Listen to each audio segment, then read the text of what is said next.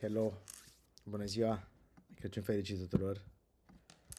Așa cum am promis, chiar astăzi, ziua de Crăciun, o să ne ținem de cuvânt și o să acordăm un site cadou, o să facem un giveaway. O să fie extragerea pentru cadou pe care noi vi l-am pregătit de Crăciun. Mulțumim tuturor participanților, au fost un număr neașteptat de mare, numărul lor. Așteptăm să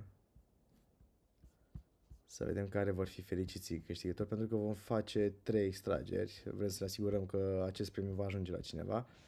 Și de aceea primul extras va fi câștigătorul de drept. Iar ulterior o să mai avem 2 extrageri în cazul în care prima persoană nu va intra în posesia premiului, adică nu va răspunde, nu știu, nu vom reuși să luăm legătura cu el. O să mai avem și 2 rezerve, cum le spunem noi. Pentru o transparență foarte mare, o să vedeți împreună cu mine și lista tuturor participanților. Aici o să găsiți postarea de bază. Este vorba de aceasta. Aici o să excludem duplicatele. Nu o să existe decât o singură persoană. Adică dacă aveți câte 3 comentarii, nu o să participați decât pentru o șansă. Atât. Ok, și cam acestea sunt setările. O să le vedeți și voi, o să rămân aici. Live-ul ăsta probabil o să fie urcat și pe YouTube. În partea aceasta o să găsiți persoanele care au comentat și la alte postări. Avem noi un reminder. Am inclus și persoanele acestea care s-au înscris pe postarea aceasta. Iar în partea de jos am exclus persoanele care nu au comentat cu ideea lor de afacere. Așa că nu s-au încadrat în concurs. Ok, haideți să vedem. O să tragem acum efectiv câștigătorul. Deci persoana care va fi acum extrasă va avea dreptul să-și aleagă și să dezvoltăm împreună un site de prezentare. Succes tuturor! Haideți să vedem cine e câștigătorul.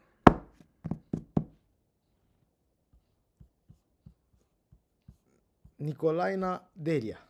Felicitări! Văd că ideea ta de afacere a fost probabil comercializarea tablourilor făcute de tine, homemade.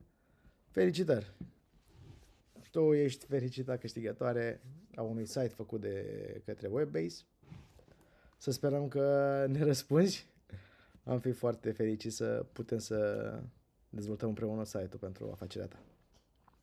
Și acum o să mai facem 2 extrageri. În cazul în care Delia nu ne va răspunde, atunci să avem și rezerve. Aura 9659. Este a doua persoană. În cazul în care Nicolaina nu o să ne răspundă, atunci Aura va fi contactată de către noi. Nicolaina va avea la dispoziție 3 zile să ne răspundă, să intre în posesia premiului. Dacă nu ne va răspunde, o să te contactăm pe tine. Și a treia persoană, Emanuel Sorin Vas, care dorește să-și facă o editură. Cam aceștia sunt câștigătorii, o să-i listăm într-o postare. Vă mulțumim încă o dată pentru că ați participat, ați fost în număr atât de mare, sperăm să mai facem pe viitor un asemenea concurs, să vă ajutăm.